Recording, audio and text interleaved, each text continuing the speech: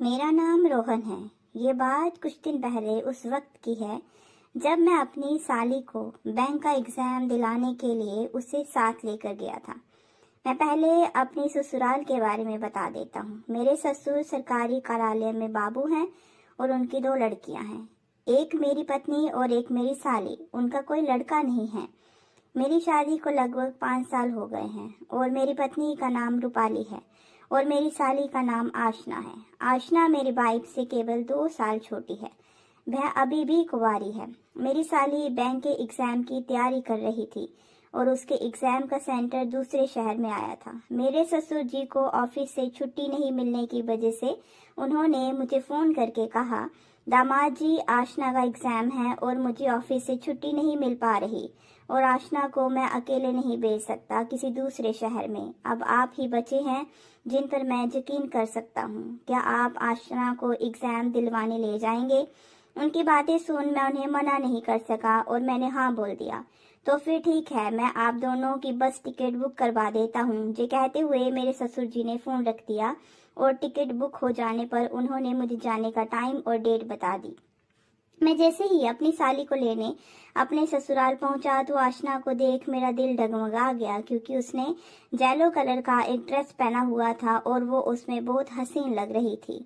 हम दोनों घर से निकलते हैं और बस स्टॉप पर पहुंचते हैं। वहां से हम दोनों एग्ज़ाम देने के लिए बस में बैठ जाते हैं। बस में जाने के बाद पता चला ससुर जी ने डबल स्लीपर टिकट करवाया है। तभी आशना बोलती है, लगता है पापा जी से गलती से स्लीपर टिकट बुक हो गई है। तभी मैं उसको बोलता हूँ, कोई बात नहीं, एक बार ड्राइवर से बात करके देखते हैं। लेकिन ड्राइवर साफ साफ ये कहकर मना कर देता है कि भाई साहब, अब कुछ नहीं हो सकता क्योंकि ऑलरेडी सारी सीट्स बुक हैं। अब कोई और चारा नहीं था। हम दोनों अपनी सीट पर जाते हैं और थोड़ी देर बाद हम दोनों आराम से अपनी सीट पर लेट जाते हैं और बातें करने लगते हैं। कुछ देर बाद बस चल पड़ती है। मैं और मेरी साली दोनों सो जाते हैं, लेकिन शायद आशना को नींद नहीं आ रही थी, जबकि मैं सो गया था। कुछ देर बाद मेरी आंख खुली तो मैंने देखा कि मेरी साली मेरी तरफ मुंह किए हुए लेटी है और उसकी शर्ट ऊपर उठ जाने से उसकी कमर दिख रही थी। मैं उसे देखकर गर्म होने लगा था और फिर मैंने नींद का नाटक करते हुए साली की कमर पर हाथ रख दिया। आशना ने कुछ नहीं कहा। इससे मुझ में और हिम्मत आ गई। मैंने धीरे धीरे उसकी कमर को पकड़कर उसके ऊपर एक पैर को भी रख दिया। अब मैं बहुत ज़्यादा गर्म हो गया था, लेकिन मुझे डर भी लग रहा था कि ये कहीं गुस्से में ना आ जाए। फिर अचानक साली ने करवट बदल ली और वह थोड़ी मेरी तरफ चिपक कर सोने लगी। मैं फिर से डर के मारे रुक गया। कुछ देर बाद साली ने अपने बदन को मेरे बदन से टच कर दिया। मैंने सोचा कि शायद आशना जग रही है और वह भी गर्म हो गई है। फिर मैंने उसकी कमर पर हाथ रख उसे अपनी ओर खींचा तो वह मेरे और करीब आ गई। अब वह बदन खुद के साथ टच किया हुआ महसूस कर सकती थी। मैंने थोड़ी हिम्मत दिखाई और उसके आगे हाथ रखकर उसे मसलने लगा। इस पर भी जब आशना ने कोई विरोध नहीं किया तो मैं समझ गया कि अब इसका भी मन कर रहा है। मैंने बिना देरी किए उसके कपड़ों के अंदर हाथ डाल दिया। हाथ अंदर गया तो पता चला उसका बदन आग की तरह गर्म हो रहा था और उसकी धड़कनें तेज। मैंने उसको अपनी बाहों में कस लिया और पलटा पलटा कर लिप किस करने लगा। आशना ने अभी भी अपनी आंखें बंद नहीं खोली हुई थी। मैंने उससे कहा, अब तो सब हो गया, आंखें खोल लो। उसने कहा, मुझे शर्म आ रही है। मैंने उसको धीरे धीरे सहलाना शुरू किया तो वह बहुत गर्म हो गई। वह बोली, जीजू, मुझे जन्नत की सैर करा दो। मैंने भी बिना देर किए उसके ऊपर आ गया और उसे किस करने लगा।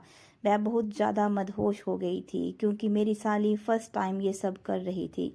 मुझे मेरी पत्नी ने बता रखा था कि अभी तक उसका कोई बॉयफ्रेंड नहीं है, इसलिए पहली बार करने से यदि वह चिल्लाती तो मामला गड़बड़ हो सकता था। दूसरी समस्या खून निकलने की भी हो सकती थी।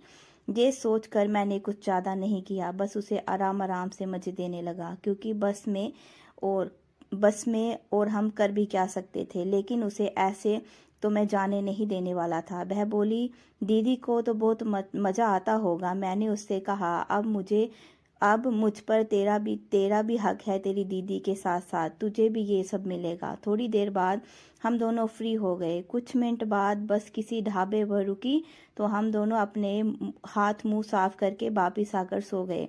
मुझे नींद आ गई थी, लेकिन मेरी साली अभी भी नहीं सोई थी।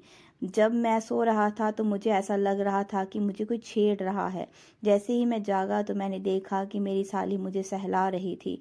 मैंने कहा, नींद नहीं आ रही क्या? उसने कहा, अभी मुझे आपने वो मज़ा दिया ही नहीं तो नींद कैसे आएगी? मैंने कहा, सुबह तक रुको, होटल में चलकर खूब मज़ा दूंगा। लेकिन वह बोली, मुझे तो अभी चाहिए। मैंने कहा, अभी तुम्हारा फर्स्ट टाइम है, अगर खून बाहर आ गया तो क्या करेंगे?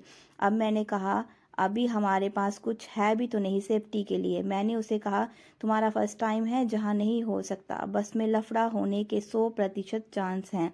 वह भी समझ गई कि पहली बार करना कोई हंसी खेल नहीं है और बस में मामला बिगड़ सकता है। वह अब मान गई कि अभी नहीं करना है। फिर हम दोनों ने प्लान बनाया कि एग्ज़ाम होने के बाद दोनों मिलकर फुल नाइट ये सब करेंगे। उसके बाद हम दोनों सो गए। दूसरे दिन उसने एग्ज़ाम दिया और होटल में वापस आ गए। शाम को वापसी की टिकट थी तो मैंने कैंसिल करवा दी और ससुर को फ़ोन करके बता दिया कि हम लोगों की बस छूट गई है और अब हमारी टिकट अगले दिन की हुई है। ससुर के बाद मैंने अपनी पत्नी को भी बता दिया। फिर एक होटल में मैंने कमरा बुक किया और साली को उस होटल में रोक कर मैंने साली की सुहागरात मनाने का प्रोग्राम बनाया। मैं बाजार गया और साली के लिए एक शादी का जोड़ा लेकर आया और उसे सुहागन बनाने वाला सारा मेकअप का सामान भी लाया। साथ ही मैंने उसके लिए एक सोने की अंगूठी भी ले ली। फिर कुछ फूल आदि भी ले लिए। ज़्यादा फूल लाना ज़रा गड़बड़ हो सकता था और होटल वालों को भी शक हो सकता था, तो मैंने कम फूल ही लिए। बाद में मैं वापस होटल आने लगा तो नीचे से ही मैंने एक वेटर से कमरे में अंगूठी छोड़कर सारा सामान भिजवाया और साली को फ़ोन करके कहा, सामान भेज रहा हूँ, तुम तैयार हो जाओ, आज तुम्हारी सुहागरात है। वह शर्मा गई।